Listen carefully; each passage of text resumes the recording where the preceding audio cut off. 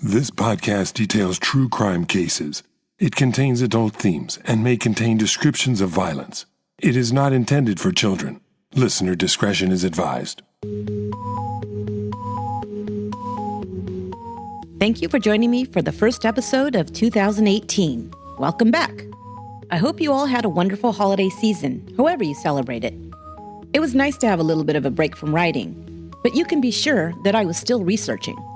I love reading and researching true crime, so I used the time off to work on some new cases and plan more new series for 2018. I hope you will be as excited to get them as I am to bring them to you. So with no further delay, I will introduce our first series. I wanted to start the year on somewhat of a positive or hopeful note, so I decided to bring you stories of true crime survivors. But be forewarned, some of these stories are pretty horrific. When we learn about cases where someone is tragically murdered, we only hear the aftermath. But when the details of these crimes come straight from the survivors themselves, the details can be quite disturbing. Just know that, as brutal as these stories may be, in the end, there is a tale of courage, resilience, and survival. Light at the end of the tunnel. The first case I will share with you could have ended in a familiar and tragic way. A young girl is abducted and attacked, the perpetrator intent on victimizing an innocent teen. But this story ends differently, and I think you'll see that it is only because this young girl was smart, brave, and kept her cool under the most terrifying conditions. This is Chapter 1 of our new series, Survivor Stories, The Abduction of Elizabeth Shoaf. It's a new year, and I'm so excited to introduce you to a new sponsor, Thrive Market. Thrive Market is my new favorite place to shop online. They sell all the top organic and healthy products at 25 to 50% off retail prices that you'll pay in places like Whole Foods. If one of your goals this year is to eat more healthy, but you've been dreading the high prices of the many organic and non-GMO products you find in the stores, then you gotta check out Thrive Market. You can feel good knowing that you're getting top quality, healthy products for you and your family and save money too. And by using my special URL, thrivemarket.com/once, you can get $60 worth of free groceries to see for yourself. And it's so easy to shop Thrive Market, not only because you can do it all online, but it ships straight to your door, and you can easily find everything you're looking for in one click by sorting products into categories like non-GMO, gluten-free, organic, vegan, paleo, and many more. And Thrive Market only picks the best of the best products, the best ingredients, at the best prices. It took me only a few minutes to find some great products, including some really great organic coffee pods for my 1-cup coffee maker, and some Barbara's Bakery non-GMO snacks for the office, and even an item I looked everywhere for with no luck until I checked Thrive Market's website, an organic peppermint extract oil I like to use to bake with. I was so excited to find this item made by Simply Organic through Thrive Market, and I saved over $28 on just my first order. But don't take my word for it. Check it out for yourself. Prices through Thrive Market are already 25 to 50% below retail, but listeners of this podcast will get $60 of free organic grocery credits, plus free shipping and a 30-day trial. You heard that right. You get $60 worth of free groceries. Go to thrivemarket.com/once for your special offer.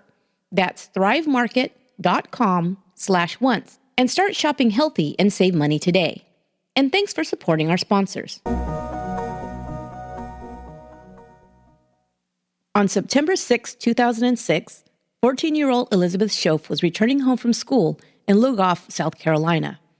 As the bus dropped her at her stop, 200 feet from her home, her mind was preoccupied. Elizabeth had just begun 9th grade at Lugoff Elgin High School, and life was going pretty good for the pretty brunette. Her parents, Madeline and Don Shoaf, were loving parents. Elizabeth was close to her younger brother Dominic, age 12. She had good friends, and just recently, a new boyfriend. Elizabeth was a bit quiet and shy. Before meeting Nathan, she hadn't even dated before. So life was exciting and full of promise. She was thinking about school, about Nathan, and about her plans for the rest of the day. Her aunt was coming over to cut her hair, and the family had plans to celebrate her cousin's birthday the next day. Elizabeth always went home right after school. Her younger brother would already be home, and she was in charge each afternoon until her parents returned from work. Elizabeth was very protective of her little brother, and she followed her mother's instructions to the letter. Come straight home, lock the doors, and do homework until her parents arrived. Lugoff, South Carolina, was a rural town surrounded by dense woods. The Shoaf home was located 200 yards down a main road. Elizabeth, after exiting her school bus, walked up a dirt path towards her front door. On either side of the path were the woods that surrounded her home. As she walked down the path towards home, she was so close to it, she could hear her dogs barking, sensing her approach. All of a sudden, a man emerged from the woods directly in front of her path. He was tall and thin and looked to be about 30 years old. The stranger stood in front of her with a rifle slung over his shoulder. On his shirt was a patch that read, Kershaw County Sheriff's Department. He was wearing camouflage pants. As he approached, he told her he was with the police. He said she was being arrested and needed to come with him. Elizabeth was in shock for a moment. What did he mean she was being arrested? She'd never done anything that would lead to an arrest. She was confused, and before she could react, the man placed her hands behind her back and handcuffed her. He was saying something about her brother being arrested for marijuana and that she was also in trouble. None of it made sense to Elizabeth. The man led her away, but not towards the road or a police car, but into the woods. As he led her through the thick brush, he started questioning her, asking her if she had a cell phone. Then he asked a very strange question. Was she a virgin? She responded by asking him why did he need to know that? What he said next made her blood run cold. You're a smart girl, he told her. You should have figured it out by now. He also placed a small black box around her neck that hung from a cord. It was a bomb, he told her, and if she tried to run away, he would detonate it and she would be killed. Terrified now, Elizabeth complied as he continued to lead her deeper into the woods. They walked for some time, going in circles, it seemed, to Elizabeth. He'd first lead her in one direction, then switch and backtrack, going the opposite way. She assumed he was trying to disorient her, so she wouldn't know exactly where she was. She was already thinking about how difficult it might be for someone to find her out there. She was wearing sandals, so she slipped them off, leaving them behind. She hoped this might be a clue for someone to find her. Finally, they stopped in what seemed to be the middle of the deep woods, in the middle of nowhere. Elizabeth believed that she would be raped and killed and left there. She was petrified. But instead, the man reached down, brushed away a few leaves, and lifted a trapdoor in the earth. All Elizabeth could see was a dark hole below. Was this to be her grave? Get in, the man ordered. She hesitated, and he became angry. Slowly, she lowered herself down on what appeared to be a homemade ladder. The man followed soon after. As they reached the bottom, she saw where she was. It was a homemade bunker under the earth. The walls were the earth itself. It smelled damp and musty, but she could see that it was well outfitted. There was a handmade bed and shelves that held canned food and other supplies. There was a propane tank hooked to a camping stove. It even had a battery-powered television. And there were other things, another rifle, more guns, a taser, and handcuffs. What was this place, and why was she taken here, she thought, horrified. She couldn't know that the man had been watching her and preparing to bring her to this place for days, if not weeks. It was all part of a terrible plan.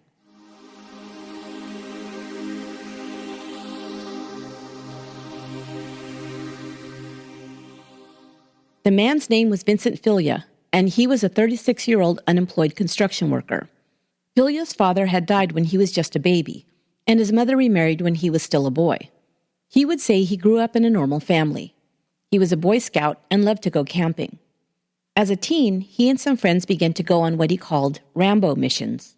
They would sneak around the woods with knives and in camouflage, trying to recreate some of the excitement from their favorite movie, Rambo. They would steal flags off of buildings or just try to hide and remain unseen. It was just a game, he would later chuckle. However, as a teen, Filia also began drinking heavily. His alcoholism would prevent him from succeeding at much of anything. But years later, he met a woman named Cindy Hall and found a little stability. He began working here and there in the construction trade. He also began to act as a stepfather to Cindy's 3 children. Cindy and her children moved into Vincent's home. He became especially fond of her oldest child, 11-year-old Amber. He would say they became close, and she was like a, quote, second housewife. Amber, however, would tell authorities a different story. Philia began to come into her room at night and rape her, she said. She would also say that she believed her mother gave her Benadryl, an antihistamine, saying it was for her allergies. Amber believes that she was given the drug to make her sleep through being raped by Philia. Sometimes she would wake up and he would be on top of her, she later reported. Other times she'd wake up in the morning and her clothes would be off. Philia threatened her, saying if she ever told anyone, he'd not only kill her, but also her mother and brother. And there was something else. Philia began digging a large hole behind their home. He told them it was a storm cellar. But sometimes when he was drunk or angry with Amber, he would put her in the hole and lock the door from the outside. She would stay locked under the earth, in the dark, until he decided to let her out. Amber was raped by Philia for months. She told no one, afraid that he would make good on his threats. Finally, her 7th grade teacher noticed a change in Amber and began asking her questions. She finally admitted what was happening at home. The teacher contacted the authorities. Vincent Philia was now a wanted man. A warrant was issued for his arrest for child molestation. But he was in hiding. Remember the storm cellar he'd built? Well, it wasn't the only hole he'd dug out of the ground. There were several on his property, including one under the floorboards of his house, where he hid when the police came to arrest him. Now he took off into the woods, hiding in various holes he'd dug in the earth.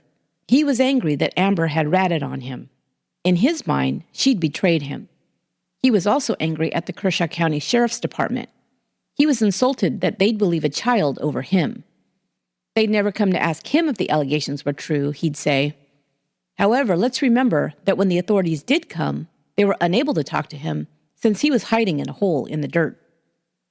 He was a fugitive now, and he believed it was the fault of his stepdaughter and Kershaw County. He made a plan to get back at them both. Philia built another bunker, this one deep in the woods, where he could hide out for some time. He equipped it with furniture, a solar shower, propane gas, a fireplace, 12-volt lighting, and a battery-powered television. He planned to kidnap Amber and bring her into the bunker. He'd get revenge on her first. At the same time, he knew the sheriff's department would be looking for him. He would lead them to the bunker in the woods and get his revenge on them as well. He began building bombs and creating booby traps that he placed around the bunker. When the authorities got close enough, he planned to blow them sky high. He hoped to take out as many Kershaw County law enforcement officers as possible. He then said he planned to kill Amber and then himself. But by the time he had the bunker ready, a monkey wrench was thrown into his careful planning. Authorities at the Children's Welfare Department deemed Amber unsafe at home and sent her to live out of state with other relatives. Now, with Amber out of reach, Philia's revenge plot could not be completed. He continued to stew in his anger against Kershaw County and eventually came up with an alternate plan. He would kidnap someone else. Authorities would look for him, and he could then carry out his goal of mass murder. Philia lived close to the Shoaf house and knew the woods well. His bunker was within walking distance. He probably watched the school bus, since we know he was a pedophile that preyed on young girls. Was Elizabeth singled out and stalked? Perhaps. Or maybe she was just the unlucky girl who happened to be walking alone that day. As she got off the bus and began walking home, a couple of her classmates were met by another friend in a car. They asked Elizabeth if she wanted to go for a ride. They said they could drive her home later, but she declined. Elizabeth was a responsible girl who was needed at home to watch her younger brother. So she walked up the road alone that day, instead of leaving in the car with the others. By the time they drove back past the road to Elizabeth's house a few minutes later, she was gone.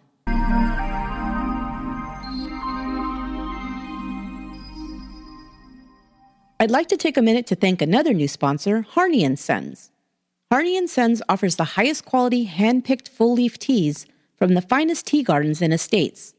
From tea beginners to avid tea drinkers, their selection of rare teas, signature blends, and fun teas in loose tea, tea sachets, and convenient tea bags are perfect for everyone. I don't know about you, but when I sit down to watch a great true crime documentary, or maybe get comfortable with a new book, I always reach for a nice hot cup of tea. For me, there is no better treat. But this treat has been greatly enhanced once I began brewing Harney & Sons teas. The smooth taste and impeccable quality of each cup just feels like a true indulgence. Some of my favorite Harney & Sons teas are the Queen Catherine, a blend of 3 Chinese black teas, or the Egyptian chamomile. But there are teas for every taste, including green teas, white teas, and oolongs. Harney & Sons offers over 275 varieties of teas and herbal infusions, so you're sure to find something you'll love. Go to harney.com, that's HARNEY.com, and use the offer code ONCE at checkout to get $15 off your first order of $49 or more. That's harney.com and use offer code ONCE. Make Harney & Sons teas your everyday luxury. On the day of Elizabeth's kidnapping, Vincent Filia dressed in camouflage pants and a shirt that he'd sewn a crudely handmade Kershaw County Sheriff's Department badge to. It was good enough to fool a child, he must have thought. He armed himself with a rifle, handcuffs, and a homemade bomb, the one he'd strapped around Elizabeth's neck as he led her to the bunker. By the time his victim realized the danger she was in, it was too late. Now she was locked with him in the underground bunker. Looking around, she could see that there were enough provisions for someone to be kept there for quite some time. She was terrified to think he might be planning to hold her there indefinitely, and equally terrified that he might kill her right away. As soon as Elizabeth was safely hidden in the bunker, Filia made his immediate intentions clear. He forced the terrified girl to take off her clothes, and he raped her. She cried and pleaded, but the more she fought him, the more violent he became. Afterwards, he placed a chain around her neck that was secured to a beam in the ceiling. She was confined to the bed and could barely move. The chain was wrapped so tightly around her neck. Meanwhile, Madeline Shoaf called home soon after Elizabeth was expected to arrive. She did this every day to make sure her children were home safe and that all was well. Her son answered the phone. He told his mother that Elizabeth wasn't home yet. Feeling the first twinge of anxiety, she asked him to look outside and see if his sister might be walking up the road. No, he didn't see her anywhere, he answered. At first, Madeline thought that maybe the bus was just late, or Elizabeth had to stay after school for some reason. When she called back at 4:30, and she still hadn't arrived, Madeline knew something was wrong. It was unlike her daughter to be late without an explanation. She called her husband, and they both rushed home. Not finding her nearby, and discovering that the bus had dropped its riders off on time, they called the police to report their daughter missing. At first, the police didn't take it very seriously. At least 100 times a year, a parent would call in to report a child missing from home, the sheriff would later say. And about 95% of the time, it was a simple misunderstanding, or a child who'd gone off to a friend's house without telling anyone. Some were runaways, and this is what the police told the Shoafs. Maybe she'd run away. If so, she'd probably come back home within a couple of days. Madeline Shoaf told them in no uncertain terms that her daughter would never have run away. That was 100% unlike her. Her parents had checked her room. Nothing was missing. No clothes, not her laptop, and even the few dollars she got every week as lunch money was still sitting on her dresser. No, it was not possible that Elizabeth had run off on her own. Even so, the sheriff's department put out the bulletin for the missing 14-year-old as a possible runaway. The search began that night. Tracking dogs were brought in to search the area around her house, but they could not pick up her scent. As the minutes ticked by, Elizabeth's family grew more frantic. This was every parent's worst nightmare. Night was falling, and they had no idea where Elizabeth might be, and they had no clue as to who could have taken her. In her parents' mind, she would not have left willingly, so someone must have her. Very early the next morning, more tracking dogs were sent out, and a helicopter flew over the miles of dense forest surrounding the town. News of Elizabeth's disappearance was broadcast on local television. Still, there was no sign of the girl. As the third day dawned, more searchers were called in. The woods were so dense that it was a difficult area to search. Some areas were searched on all-terrain vehicles. Areas that could not be accessed by these vehicles were searched on horseback. And areas that could not be accessed on horseback were searched on foot. Still, the searchers came up empty. On day 4, thousands of flyers with Elizabeth's picture and description were widely distributed. No Amber Alert was issued, a move some would criticize. But one criteria for an Amber Alert is a suspect vehicle description. In this case, there was no known vehicle. The search continued, and no stone was left unturned, but there were hundreds of acres of woods, no identified suspect, and no witnesses at all as to what happened to Elizabeth. Sheriff Steve McCaskill knew that with each passing hour, and now it had been days, the odds of finding her alive grew slim. Of course, he would never share this with Elizabeth's parents. Anyway, Madeline Shoaf refused to believe that her daughter was gone forever.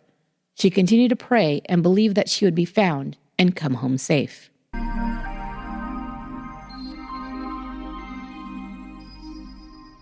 Back in the bunker, Elizabeth knew that she had to keep her wits about her if she ever wanted to go home again.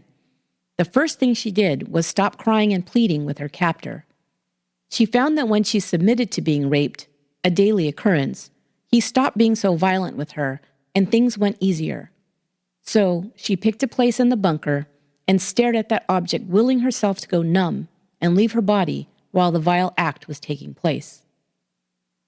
On the second day in the bunker, searchers could be heard in the area. They were so close that Elizabeth could see their shadows above the bunker through the crack in the trap door as they walked over it.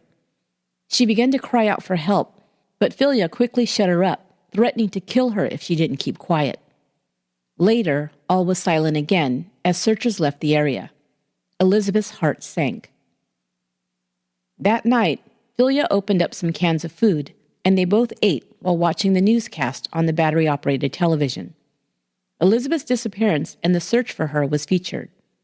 She froze when she saw her mother on television crying and begging for her daughter to be returned. Philia seemed to enjoy seeing the drama and pain he created. He sneered at Elizabeth and said, "They'll never find you." She dissolved into tears and felt even more hopeless. It became a daily occurrence for Philia to turn on the television set during the news hour and have her watch the efforts that were being taken to find her. He enjoyed seeing her in pain, Elizabeth realized. As much as she hated her captor, she realized that her only chance to survive long enough to be rescued would be not to anger him. She began to pretend like she accepted her situation, and even that she didn't mind being kept there with him. She began asking him questions about himself and his interests. He seemed pleased and even began being nicer to her. By day 4, Elizabeth had made him comfortable enough with her that he now removed the chain from around her neck. She was free to move around the bunker. Now, Elizabeth began to try and find a way to save herself. Every evening, Philia would make a trip out of the bunker to fetch water from a nearby creek. With Elizabeth unchained, he decided that she could make the trip with him. Equipped with night vision goggles to see if anyone might be hiding in the woods, they walked a few hundred yards to the spring. Elizabeth pulled out a few strands of her hair while on the way, leaving them draped over tree branches as a possible clue for the searchers. Back in the bunker, Philia began talking to Elizabeth, telling her about his problems and his anger against Kershaw County authorities. They had falsely accused him of molesting his stepdaughter, he claimed. She pretended to commiserate with him, and before long, he began behaving as if they were in a relationship. He told her he cared about her, and even that he loved her, and he called her baby. She thought that by playing along, he might eventually let her out of the bunker, so she told him she loved him too. Philia now left her unchained at night, even while he slept, and she used this time to try to find a way to escape. She crawled quietly up the ladder to the trap door, but couldn't budge it. Besides, he'd shown her some of the tripwires and booby traps he had set to explode in the woods around the bunker. She couldn't be sure that if she did leave the bunker, she wouldn't gain her freedom only to be killed by the planted bombs. She noticed that he left his gun lying on the table next to the bed. But it was in a Velcro case, and it took her minutes of slowly opening the Velcro, holding her breath the whole time that he might hear the noise, before she could retrieve the gun. He was still asleep, and Elizabeth held the gun pointed to her captor's head. She had never fired a gun, or even held one before, but she knew that it was very likely his life or her own at stake, and that this might be her only chance. So she pulled back the trigger and fired it straight at his head. It clicked, and the gun jammed. Miraculously, he didn't wake from the sound. Completely despondent now, she carefully put the gun back in its case so he wouldn't discover what she had tried to do. Filia had a cell phone, and she knew he often texted his girlfriend, Cindy Hall, on it. Hall was still living in the house and knew that he was on the run from the law. She had covered for him while he hid under the floor in their home or in the storm cellar behind the house when the cops had come looking to arrest him for raping her daughter. It was believed that during the time he held Elizabeth captive, Cindy Hall was in touch with him and perhaps even helping him. Whether she knew the location of the bunker is unknown, although she would later deny any knowledge of the kidnapping. Now Elizabeth told Filia she was bored, and would it be okay if she played a game on his cell phone? He agreed. In between games, she would occasionally try to send a text to her parents. However, the texts she sent always bounced back as failed to send, as there was no phone signal in the bunker. She continued to try, but it continued to read failed. One night she took the phone and silently climbed the ladder to the top of the bunker by the door to try again while Filia slept. The text still did not go through. She decided to give up on that plan. It's probable that Filia knew there was no signal in the bunker, so he did not worry about Elizabeth's use of the phone. 6 days went by, and then a full week, and still there were no clues where Elizabeth might be. A vigil was scheduled for the evening of September 13th at the state capitol in Columbia. Madeline Shoaf was leaving her house to attend just before 4 p.m. when she grabbed her keys and her phone on the way out of the door. As she glanced at her phone, she saw a text from an unknown number. It read, "Hey Mom, it's Lizzie. I'm in a hole in the ground near Charm Hill. It's near that dirt road where those big trucks go. Get the police, though, because he has bombs hidden." Madeline froze. She knew it was from her daughter. No one but Elizabeth used the nickname Lizzie. She rushed to inform the sheriff that she'd received a text from Elizabeth. She was ecstatic. They were going to find her. Apparently, one of the texts Elizabeth had sent had somehow made it through. Perhaps the phone continued to try and send the message and was finally able to do so when Filia went above ground. Or perhaps it was simply a miracle. Prayers answered. Searchers were sent out that evening to search the dense woods all around the area described in the text. It said she was in a hold in the ground, which they took to mean a hole in the ground. That would make it much more difficult, but they were determined to find her. They used heat-seeking equipment to scan the woods from the air as well. After a day of searching, they found nothing. The sheriff thought at first that the text might have come from someone playing a cruel joke and sending them on a wild goose chase. But when they finally tracked down the cell phone number and then determined that the cell towers near the area of Charm Hill Road had pinged from that number, they knew that this was a viable lead. They also knew once they tracked down the owner of the cell phone number that Elizabeth was in grave danger. Their suspect was Vincent Filia, and he was wanted for the rape of a 12-year-old girl. They served a search warrant on his home. Of course, he was not there, and his girlfriend Cindy Hall insisted that she had not seen or heard from him. As they searched the house and grounds, they found a number of underground bunkers, all of them empty. They also found a cache of weapons, drugs, and pornographic materials among Filia's possessions. Elizabeth's fate looked more and more dire. They knew there was no time to lose.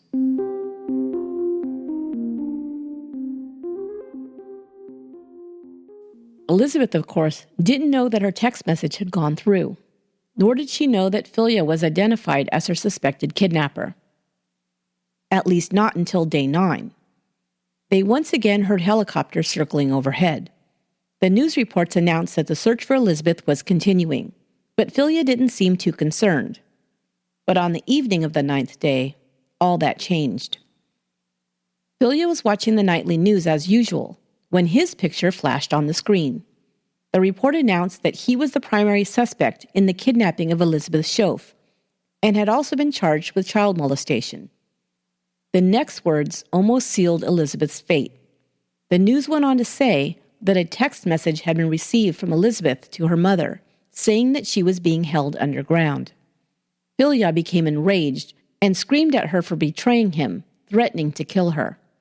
She was terrified and believed that he would now surely murder her. Why was this reported?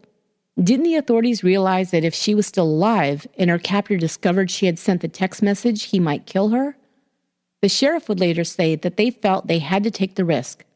They wanted their suspect to know they had identified him and believed it might cause him to run, leaving Elizabeth behind to be rescued. It's Monday morning quarterbacking, of course, but most people, including Elizabeth's parents, were horrified this information was released. The Shoafs had not even been informed beforehand. They learned about it from the newscast as well. If they wanted to put pressure on Filia by announcing he was a suspect, couldn't they have said that he was sought as a suspected child molester who lived in the area where Elizabeth was last seen? Or suggest that a witness had identified him as being in the area on that day? Yes, they took the risk, and it was a very big risk indeed. In the bunker, Filia was panicking. To her surprise, although he was angry and had threatened her life, he then asked her what he should do. Elizabeth, keeping her wits about her once again, told him that he should run now before they found him. You should pack up and leave tonight, she told him. If he didn't go, she said she was afraid they would find him and he would be arrested, or worse, killed by the police. Leave tonight, she told him. Tomorrow morning I'll leave and meet you. Then we'll run away together. To her astonishment, he agreed. Filia packed up and left in the dead of the night. Although Elizabeth wanted to escape the bunker immediately after he was gone, she was still afraid he might be waiting for her, testing her to see if she had lied to him. He could be hiding somewhere in the woods, and if he saw her leave, he might kill her. So she waited for hours, until the morning began to dawn. He did not return. The next day, 10 days after she'd been abducted, Elizabeth left the bunker. Searchers were already combing the woods for her once again.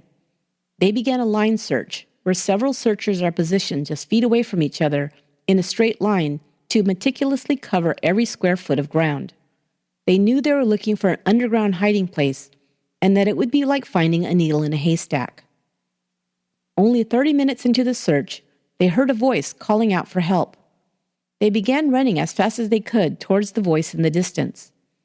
They just reached the top of a rise in the woods when they looked down to see Elizabeth standing by an open hatch door in the forest floor.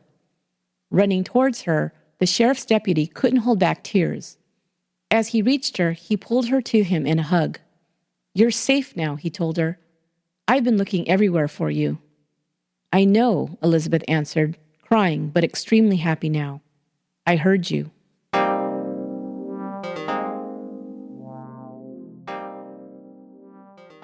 Vincent Filia walked for miles through the woods, trying to find a way to escape what he knew would be a widespread dragnet. He emerged and headed into town. His goal was to steal a car to try and get as far away from Kershaw County as possible. But just like he'd made a mistake when he targeted Elizabeth as a victim, the 14-year-old had outsmarted the pedophile and masterminded her own rescue. He now picked the wrong person to carjack. He approached a young mother, Jennifer Lynn, who'd taken her young son with her on a quick shopping trip, and demanded she give him her car. Jennifer immediately recognized Filia from news reports. She began yelling at him for trying to carjack her in front of her young son. Filia became apologetic, saying, "I'm sorry," before walking away quickly down the road. Jennifer called the police and reported her encounter with the wanted fugitive. Within a few hours, Filia was captured. He was 5 miles from his home, carrying a taser, pellet gun, and a knife. The bunker where he'd kept Elizabeth in prison for 10 days was located only a half a mile from her front door, a mere 10-minute walk.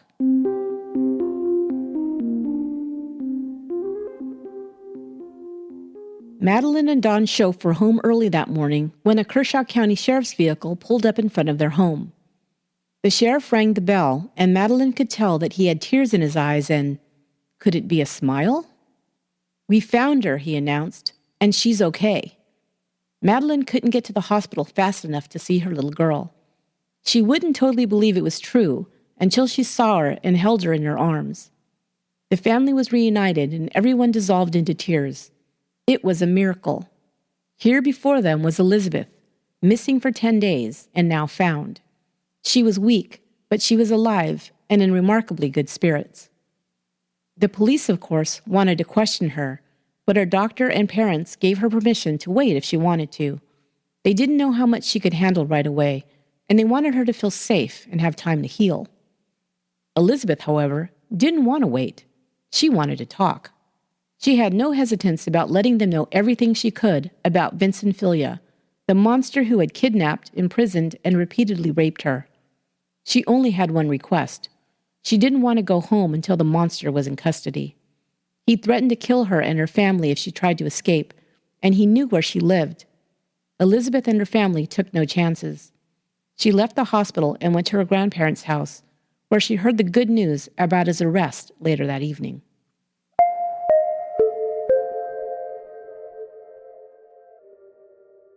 A few days later, Filia was in court for a bond hearing. Elizabeth wanted to be present. She needed to see him shackled and in handcuffs for her own peace of mind.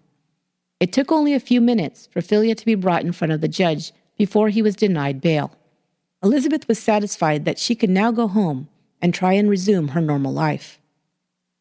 Filia didn't do himself any favors while in jail. Stupidly, he decided that he should write a book about his exploits. He handwrote a 120-page manuscript detailing his life and crimes. His story about Amber's accusations of child molestation read like a textbook case of a typical pedophile mindset. His 11-year-old stepdaughter, he claimed, came on to him. He ran from the law because, he explained, no one would believe his side over a little girl. He continually placed himself in the role of the victim. He admitted that he'd planned to kidnap Amber and probably kill her, but says he never planned to blow anybody up or take revenge on the sheriff's department. He made the excuse that since he had been accused of being a child molester, he might as well be one. As for Elizabeth, he wrote that she enjoyed her time hiding with him. She was a willing participant, he claimed. As a matter of fact, he and Elizabeth were going to run away together, and they also planned to write a book together. But she'd betrayed him, just like Amber had. So he decided to write his book alone and tell his side of the story. His side of the story was very helpful to the prosecutors. They confiscated his manuscript, planning to introduce it into evidence at his trial.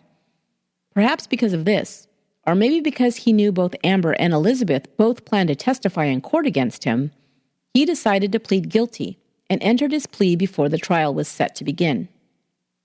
Before he was sentenced, portions of the manuscript were read out loud in court for the judge to hear. In it, he confessed to both kidnapping and rape. As well, Amber read her statement in court about being molested by Filia for almost a year when she was between the ages of 11 and 12. Elizabeth had also prepared a statement for the judge. However, she became too emotional to read it herself, instead asking the prosecutor to read it for her. Her story about that terrible day she was confronted by Filia, had a bomb placed around her neck, and was led to a bunker underground in the woods where she was repeatedly raped and threatened with death, made the court's blood run cold. It also caused all those who heard it marvel at how a 14-year-old child could have survived such a terrible ordeal. Her courage and ability to keep a cool head under such horrific circumstances was beyond what most adults felt that they could have endured. Sheriff McCaskill would say that they didn't rescue Elizabeth, she rescued herself. Everything she did in that bunker, from keeping calm, to pretending to relate to her captor, to trying everything she could think of to be found, leaving behind clues, and tricking Filia into letting her use his cell phone, probably saved her life. After the judge heard the whole story of what Elizabeth had survived, he handed down his sentence. For kidnapping and 10 counts of criminal sexual assault, one for each day Elizabeth was held captive, Vincent Filia was sentenced to the maximum penalty for each count. It added up to a total of 421 years in prison. His sentence was set to run consecutively and with no possibility for parole. He was incarcerated in the maximum security unit at Kirkland Correctional Institution. His girlfriend, Cindy Hall, was charged with aiding and abetting Elizabeth's abduction. It was discovered that she had brought food and supplies to a drop spot near her house, where Filia could later retrieve them while Elizabeth was being held in the bunker. After a few weeks, Elizabeth returned to school. She still, of course, suffered from the after effects of her ordeal. She was diagnosed with post-traumatic stress and received ongoing therapy to help her with her healing process. The following year, Elizabeth's story was featured on a 2-hour Dateline special titled Into the Woods. Elizabeth, a soft-spoken young lady, talks very candidly about her abduction and everything she endured. She is proud of herself for being able to mastermind her own rescue and surviving her ordeal. Her mother is also proud of her. A 14-year-old little girl outsmarted someone who had outsmarted the police, she says.